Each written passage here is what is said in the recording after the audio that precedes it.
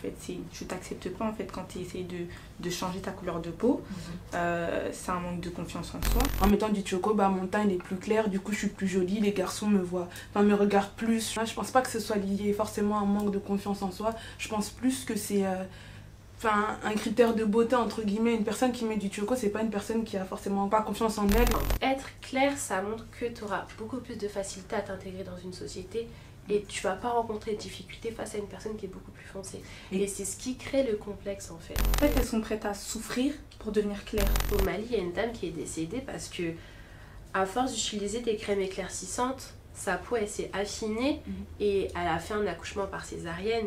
Et elle avait du mal à cicatriser, elle a dû succomber à ses blessures malheureusement. Tantine, tu mets du choco, elle va dire oui, je mets du choco. Mais venir à la télé ou dans une émission, etc., dire les gens ils vont trop parler.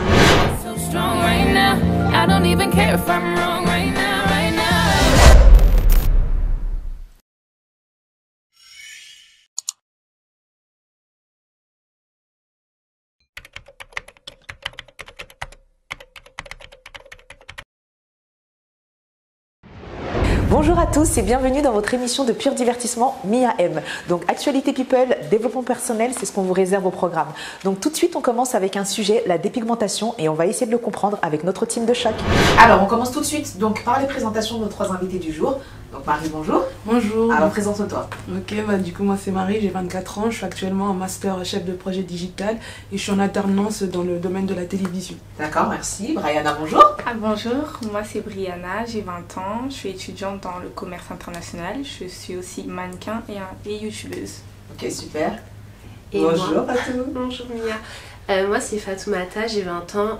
Actuellement je travaille sur un projet avec Stop Dépigmentation qui est piloté par l'association Esprit d'Ébène.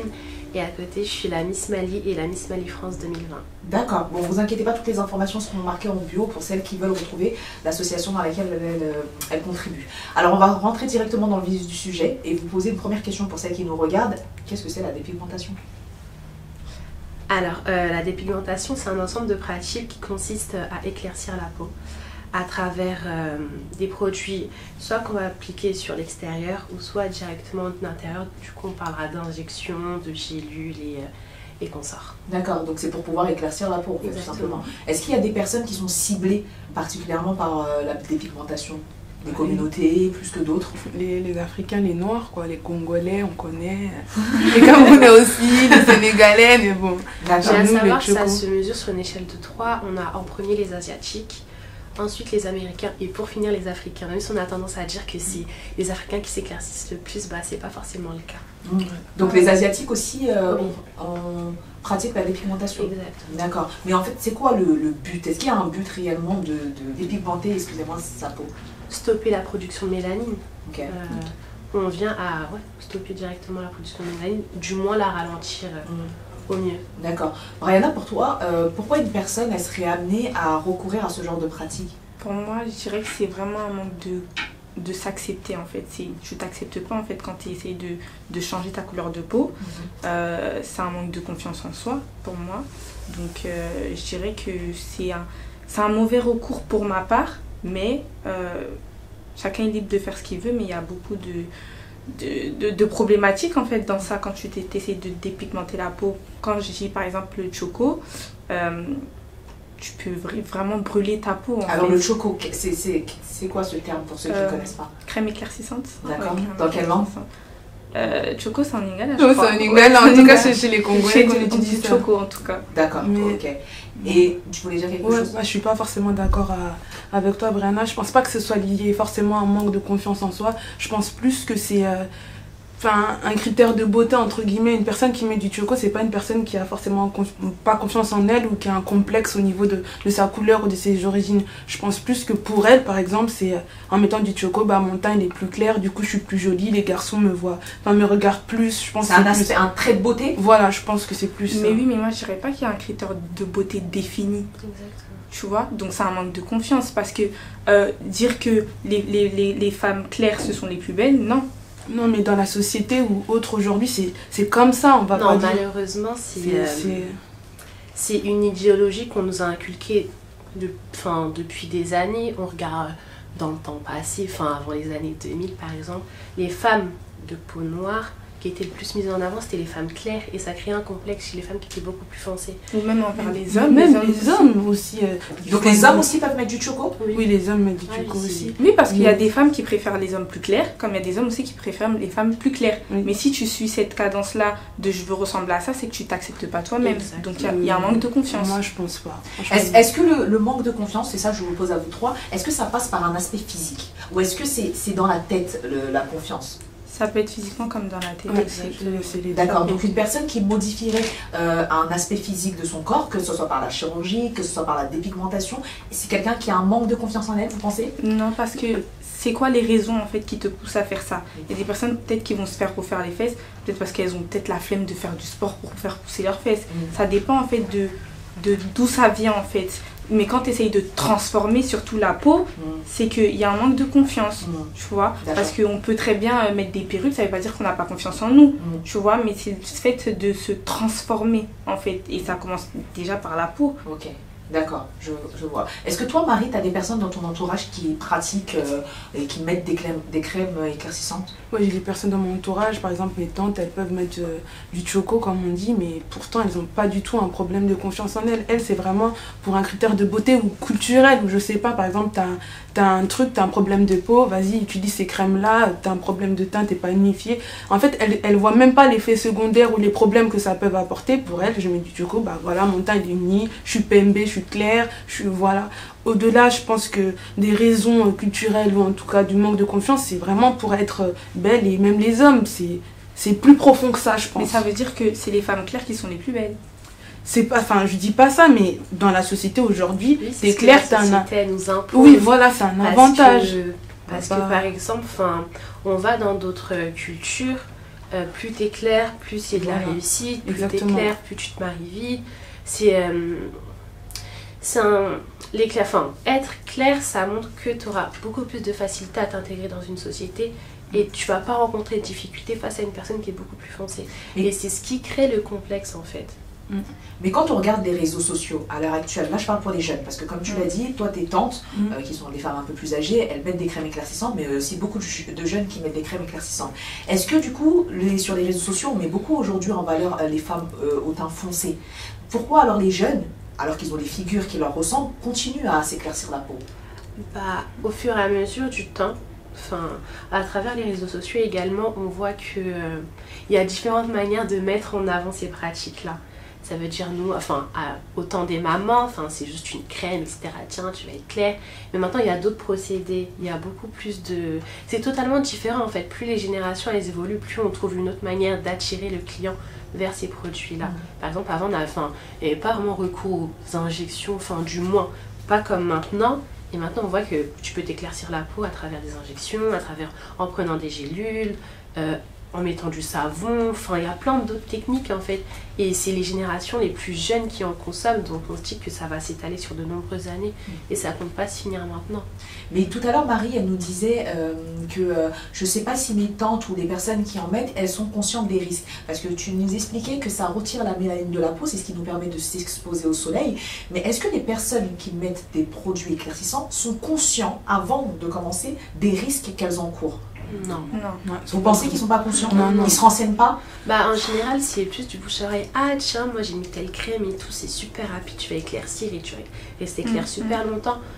Mais pour autant, ils ne savent pas les retombées qu'il y aura plus tard. Par exemple, juste hier, au Mali, il y a une dame qui est décédée parce que, à force d'utiliser des crèmes éclaircissantes, sa peau elle s'est affinée et elle a fait un accouchement par césarienne.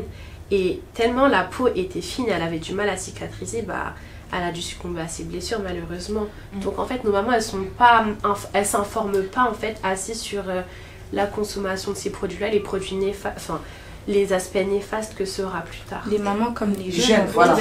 Les mamans comme les jeunes, je pense qu'on sait, on est mais en fait elles sont prêtes à souffrir pour devenir claires. Souffrir pour être belle. Souffrir pour être belle, vraiment. Vraiment, c'est ça. Et elles ne veulent pas savoir. C'est pas que si elles vont se renseigner aujourd'hui, il y a plein de choses, il y a plein d'associations. Sur Internet, tu vois plein de trucs sur les effets négatifs de la dépigmentation. Mais elles n'ont pas envie de savoir. C'est juste en mode, je prends le beau côté, adviendra ce que pourra. C'est bon pour moi, j'ai mon teint clair, j'ai mon teint, je suis un flic. Voilà, je pense que c'est plus ça. Je pense que c'est aussi à travers les réseaux, tout ce qui nous entoure. on nous rassure tellement à travers la consommation de ces produits. Oui, ça n'aurait pas vraiment d'effet... Enfin, ça n'aura pas vraiment d'inconvénient pour plus tard, tu vas rester clair, tiens, ça c'est pas très fort, mais tu resteras clair. Enfin, en fait, c'est tout ce qui... Le marketing, en fait, impose le fait que ces produits ne sont pas nocifs comme ils l'étaient avant. C'est très intéressant ce que tu dis parce que ça vient à la question que j'allais te poser. Est-ce que ces produits-là, c'est pas aussi le problème, le fait qu'ils soient vendus légalement? Parce que est-ce que c'est des produits qui sont illégaux? C'est vendu dans un marché noir? On peut se procurer ce genre de produits? On peut se les procurer partout. Partout. Sur internet, tu vas sur Instagram, Château Rouge, tu tapes Château Rouge. Est-ce qu'ils sont légaux ces produits? Non, parce que je pense, de ce que j'ai compris, il y a une certaine quantité d'hydroquinone ou de cortisone à ne pas avoir. Enfin, dès qu'on dépasse cette limite, je crois, si je dis pas de bêtises, normalement, on passe dans l'illégal. Parce que je sais que ces produits-là, ils sont utilisés dans le secteur médical, oui, notamment pour traiter certains problèmes de peau de personnes, mais pas de là à chercher à éclaircir ces personnes. C'est les grammes qui sont un peu trop... Exactement. Et dans les produits qu'on trouve sur le marché noir, c'est vraiment un taux élevé. D'accord. Et oui, c'est illégal, mais bon, je pense que c'est pas assez... ils cherchent pas vraiment à chercher la source du problème et déclarer que c'est illégal et c'est mauvais pour la peau, en fait, pour l'interdire. Mais même si c'est déclaré illégal, c'est interdit, c'est trop facile. Il y a trop de ventes au marché noir. Voilà. Donc c'est en mode, oui, on sait que c'est illégal, mais demain, tu peux trouver je sais pas si je peux pas citer les marques, mais des produits vraiment avec beaucoup d'hydroquinone, tu peux en avoir facile. Mais est-ce que, parce qu'on est quand même en France, et je sais pas si vous savez, mais en Europe, on a les normes les plus fortes en tout ce qui est médical, etc. Est-ce que c'est pas laissé aussi ouvert parce que c'est pas un sujet qui touche les Européens? C'est un sujet qui est très ciblé sur la communauté noire. Donc est-ce que si ça touchait les Européens, il y aurait beaucoup plus de contrôle, vous pensez, à ce niveau-là? Franchement, je pense. Ouais, moi aussi, je pense. Parce que il y a des gens qui font des trafics entre guillemets, mais de France, ils vont en Afrique, ils ramènent des produits facilement. Donc, après, c'est un coût, hein, ça coûte cher. Dans l'année, ça rapporte beaucoup d'argent. D'accord. Ça rapporte énormément d'argent. Donc, tant que les normes ne sont pas prises par les grandes institutions, ça continuera toujours. Il faut qu'il y ait cette déclaration comme quoi c'est par rapport à la santé surtout, parce que je pense que la France, au niveau santé, elle est assez développée. Et je pense aussi dans le secteur médical, il n'y a pas assez de personnes qui se renseignent sur ces consommations-là. Donc, ça divague un peu. D'accord. Donc du coup, je vais te demander à toi, Fatou, pourquoi alors les personnes qui mettraient des crèmes éclaircissantes, tout de suite elles sont jugées par la société? Pourquoi on les juge? Parce que je vais vous dire honnêtement, pour faire cette émission, on souhaitait inviter une personne qui met des crèmes éclaircissantes et on a eu beaucoup de difficultés à la trouver. Alors qu'il y en a plein qui en mettent, comme vous me dites. Pourquoi ils n'oseraient pas venir sur un plateau, affirmer et assumer, puisque ça se voit physiquement? Sûrement dû au jugement, parce que... Après, c'est un peu contradictoire, parce que alors, je connais pas forcément la décision de ces personnes-là, mais décider d'en mettre, c'est que tu te fies au jugement des gens. Et maintenant que tu en consommes, tu veux pas avoir le jugement des gens, c'est un peu bizarre, mais... je sais pas. Franchement, c'est assez délicat. Est-ce que tu pourrais répondre à cette question, toi, Mariana? En fait, le truc, c'est que moi, je trouve que dans notre génération, c'est beaucoup plus assumé. Ça veut dire qu'elles partagent même sur les réseaux sociaux. Ouais, moi, mon choco, je l'ai pris en Côte d'Ivoire, il est fort, tout ça, tout ça. Et elles sont sur les réseaux en mode femme assurante, voilà, je suis bien dans ma peau, tout ça. Mais le truc, c'est que si on t'invite pour venir ici, elles vont se sentir jugées, mais or que si tu l'assumes, pour moi, tu dois l'assumer devant tout le monde, en fait, tu vois. C'est pour ça que je pense que dans la confiance en soi, il y a aussi une différence entre s'accepter soi-même et avoir de l'assurance. Tu peux très bien t'aimer, mais t'es pas sûr de toi, en fait. Quand tu parles, t'as aucune assurance. Et pourtant, il y a des filles qui sont très sûres d'elles, mais qui ne se sentent pas bien dans leur corps. Donc, en fait, ces femmes-là, elles ont peut-être de l'assurance, mais elles s'acceptent pas telles qu'elles sont, en fait. Elles ont de l'assurance dans la tête, en fait, parce qu'elles sont sûres, elles sont intelligentes, elles savent ce qu'elles disent, c'est bien, mais tu ne t'acceptes pas. C'est pour ça que même quand on voit nos mamans, elles sont peut-être très sûres d'elles, très fières, très fortes par rapport à ce qu'elles ont vécu, mais qu'elles aiment pas leur couleur de peau, en fait. Même par rapport aux hommes et tout, elles sont pas sûres de qui elles sont, en fait. Elles préfèrent suivre le mood de mon mari, il préfère les femmes claires, donc je vais me transformer. Non, t'as pas confiance en toi physiquement, tu ne t'acceptes pas. Mais c'est sûr que t'as de l'assurance dans la tête parce que tu sais en gros tu sais ce que tu sais ce que tu dis, tu sais ce que tu peux apporter à un homme, mais pas physiquement. Bah, franchement, moi, pour avoir eu des discussions comme ça avec mes tantes qui mettaient du choco, je dis mais pourquoi tu mets du choco et tout, nanana. Enfin, non, mais pour mon teint, etc. Et je t'assure qu'elles ont vraiment confiance en elles. Je pense que, à mon avis, peut-être elles ont un complexe avec les autres femmes. C'est possible, ça c'est vrai, c'est à mon avis. Elles veulent pas l'avouer parce que les Africaines, généralement, ne montrent pas nos sentiments, ne montrent pas nos émotions. Mais elle, je vais lui dire, tantine, tu mets du choco? Elle va dire, oui, je mets du choco. Mais venir à la télé ou dans une émission, etc., dire, les gens, ils vont trop parler, en fait. C'est plus ça, c'est plus... parce que c'est la visibilité qui va être apportée, j'ai pas envie de la prendre. Mais si demain, tu vas la voir dans la rue, tranquillement, ou même avec ta petite caméra, tu mets du choco, elle va te dire, ok. Et c'est plus... Je me sens pas être porte-parole des gens qui mettent du choco. Je pense que c'est ça. Mais pourquoi? Parce que c'est pas une fierté? Bah parce que c'est, comme tu dis, c'est un sujet, je pense, un peu tabou, complexe, en fonction de là où tu vas. Ouais. Bah, c'est tabou, à contrario, on en parle beaucoup en gros entre nous, c'est ça, Ouais, mais voilà. c'est tabou d'en parler publiquement et Voilà, exactement. Et est-ce que les filles qui mettent du choco, elles veulent pas faire croire que c'est leur vrai teint au final? Bien sûr. C'est peut-être ça aussi, non? C'est ça, parce que Je pense qu'elles auront aimé, mais comme c'est un peu trop cramé, elles peuvent plus. Au niveau des doigts, on va regarder tes mains, on va savoir que là, t'as mis du choco en fait. Mais tout à l'heure, Fatou, elle nous a dit qu'on peut mettre aussi sous forme d'injection. d'injection. Je savais pas ça. Et là, du coup, quand on fait les injections, ça se voit plus, ça fait vraiment un teint clair. Ça dépend. Après, j'ai pas vu autour de moi des personnes ayant pratiqué les injections et tout, mais Je pense que ça doit coûter aussi un coup. après, c'est une routine à suivre. Ce que vous me dites, c'est illégal. Mais quelqu'un qui pratique des injections, c'est dans un cabinet médical. Mais oui, c'est comme toutes les stars, elles ont tout fait. On regarde les stars, les Beyoncé et tout ça. Tu vois le début et maintenant, tu vois quand même que dans le teint c'est différent, mais elles ont fait des. Ouais, c'est un coup, c'est des injections. Une personne qui veut s'éclaircir la peau, elle va chercher le truc le plus rapide et le truc le plus moins cher tout en étant efficace. Ça veut dire à préférer mettre ses sous dans ça que aller dans un grand institut, enfin faire un suivi médical. Il n'y a pas de ça en fait. On veut être clair le plus rapidement possible. Après, je te pose cette question parce que vous m'avez dit que c'était illégal, qu'on trouvait ça dans les marchés noirs. Mais si on peut faire des injections chez un médecin, c'est qu'au final, il y a une part de légalité. Oui, après, tout ça, c'est dans les normes médicales. D'accord. Ça reste dans des normes médicales. D'accord, ok. Je pense qu'il doit aussi surveiller en fait la dose qu'il procure à chaque fois. En fait. D'accord, très bien. Brianna, je vais venir avec toi. En tant qu'albinos, est-ce que si tu avais la possibilité de mettre des crèmes qui te permettent d'avoir un teint plus bronzé, est-ce que tu l'aurais fait?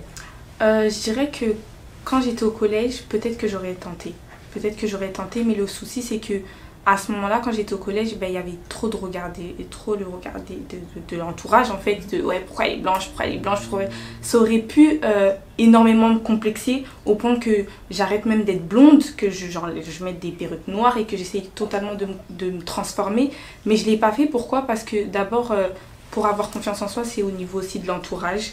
Le fait que ma famille a été là et qu'on te répète constamment t'es belle, tu vas te sentir belle en fait. Mais si à chaque fois on te parle et on te dit ouais t'as une maladie, t'es handicapé, c'est sûr que là tu voudras enlever en fait tout ce qu'il y a de toi. Et moi j'ai pu avoir confiance en moi grâce à ma famille. Donc si vraiment j'aurais pas eu confiance en moi, j'aurais pris des crèmes Mixa bronzer et j'aurais mis ça sur moi tous les jours et j'aurais pas été la même personne du coup. D'accord. Est-ce que tu peux nous expliquer pour les téléspectateurs qui nous regardent et qui ne connaissent pas, qu'est-ce que c'est être albinos? Alors pour le thème médical, je dirais c'est avoir un handicap, un manque de mélanine. D'accord. Voilà, vous êtes directement quand tu nais avec un numéro MDPH qui montre que voilà, tu es handicapé quoi qu'il arrive.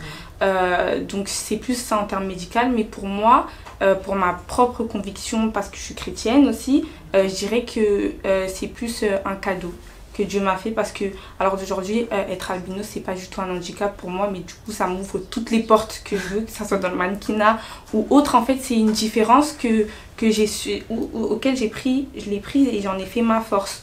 Donc si on me dit alors d'aujourd'hui t'es malade et handicapé, je dirais à la personne viens on va chez le médecin, le psychologue pour voir qui de nous deux est plus malade que qui en fait. Mais est-ce que c'est pas ça aussi la confiance en soi, ce que tu viens de dire, c'est-à-dire prendre quelque chose que le monde considère comme un handicap et en faire sa force? Oui, pour moi c'est vraiment ça en fait, c'est vraiment là je peux, alors d'aujourd'hui, maintenant, peut-être pas avant, mais je peux dire que maintenant j'ai totalement confiance en moi. Et après l'assurance c'est quelque chose qui vient après, mais je m'accepte telle que je suis en fait.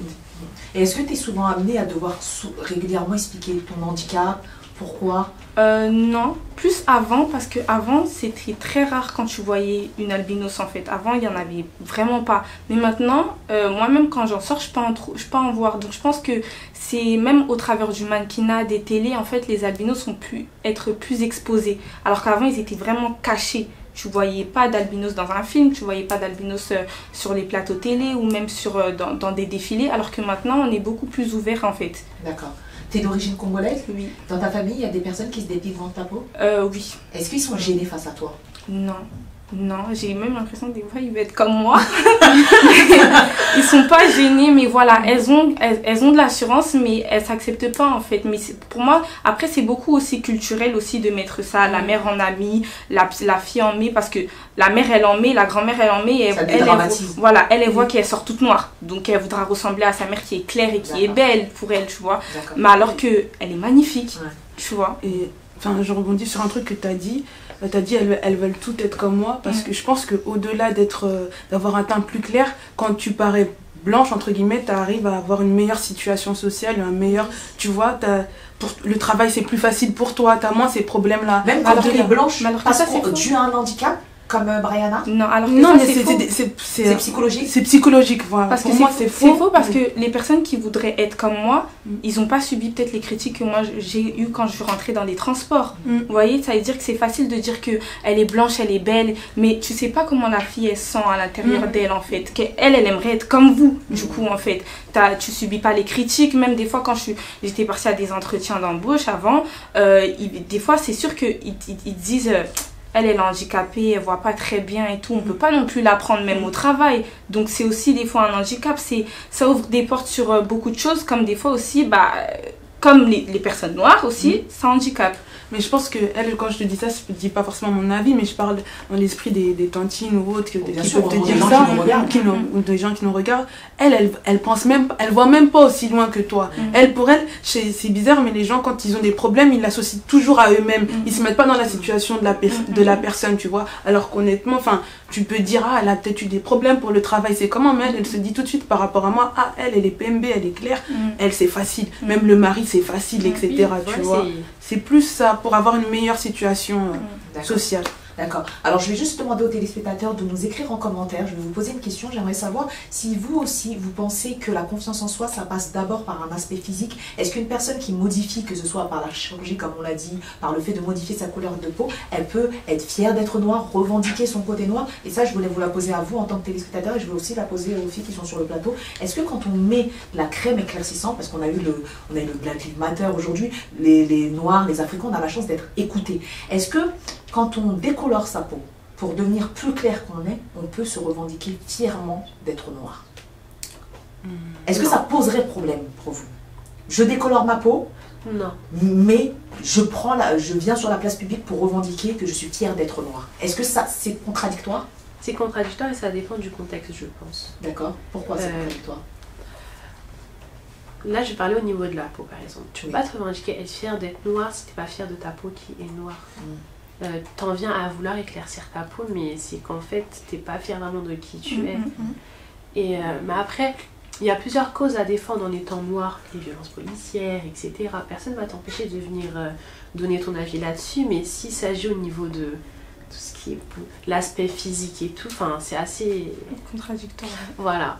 Je suis pas d'accord. Ouais, je comprends ce que tu dis, mais je pense que être noir, pour les personnes en tout cas qui utilisent de ce produit-là, c'est plus que d'être clair ou foncé. Être noir, c'est par rapport à ta culture. Être noir, c'est par rapport à ton histoire. Être noir, c'est par rapport, il y a des gens clairs, il y a même des noirs qui sont jamais allés en Afrique, mais en France qui sont plus blédards que les blédards eux-mêmes. Donc pour te dire que moi, je pense pas que ce soit lié à mettre du choco ou pas, c'est vraiment... Non, mais ça veut dire que t'es pas... si tu viens à t'éclaircir la peau qui est noire et tu revendiques le fait d'être fière d'être noire, moi je parle que sur l'aspect physique, l'aspect de... au niveau peau, voilà, moi je parle que de ça. Je trouve que c'est assez... c'est contradictoire en fait. Parce que c'est pas vraiment être fière... Ouais.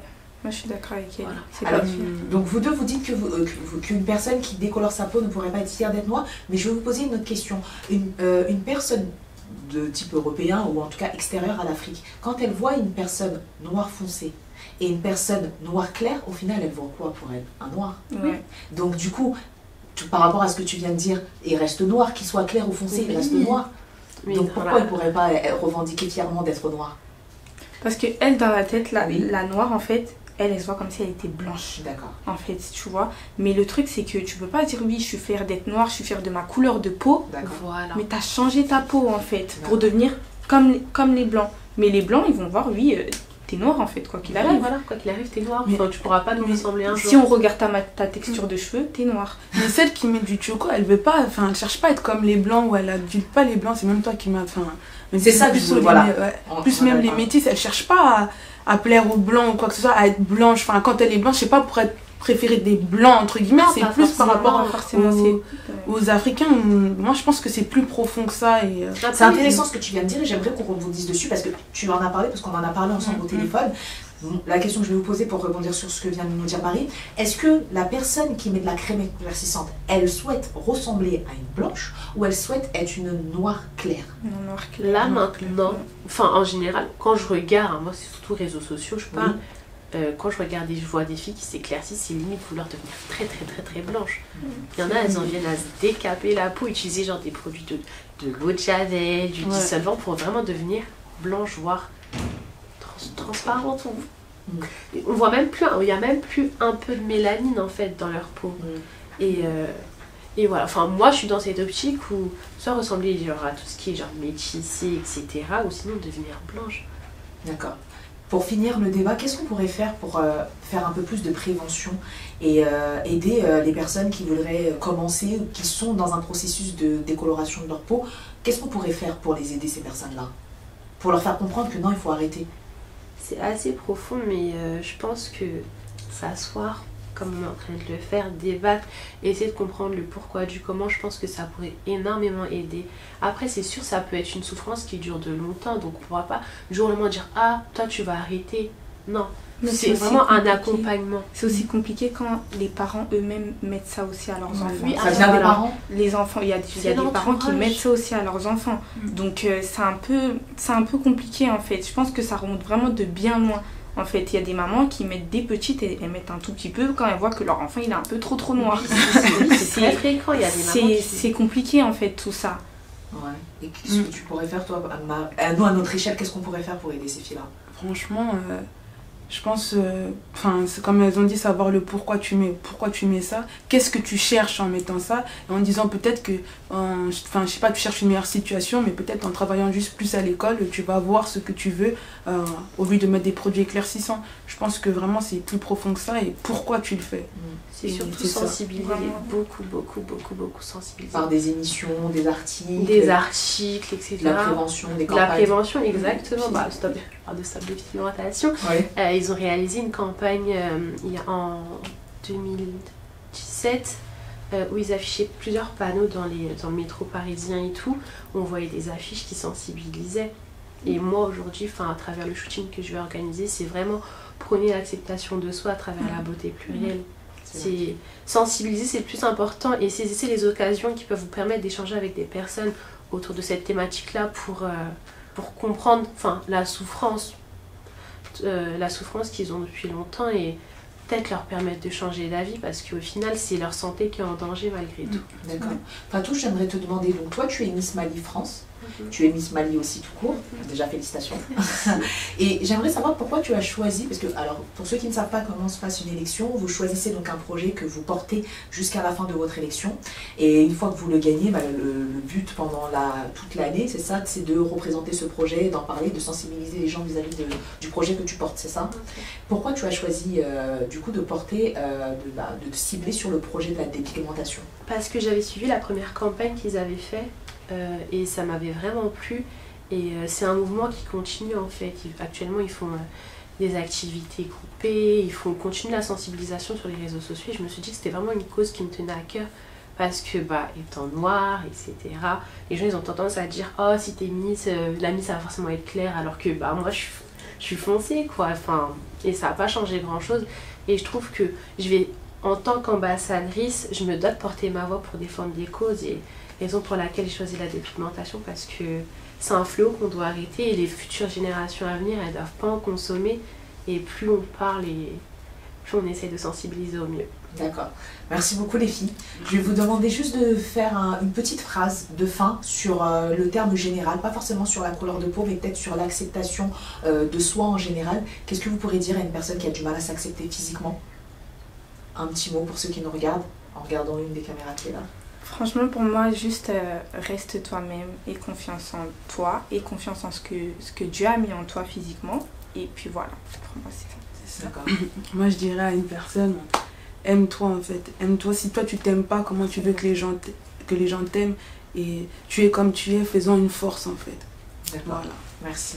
On a chacun sa spécialité et on doit en faire une force et ne pas se laisser rabattre par rapport au jugement des gens et se mettre en tête qu'on est le ou la meilleure et se battre pour tout ce qu'on veut entreprendre. Merci beaucoup les filles.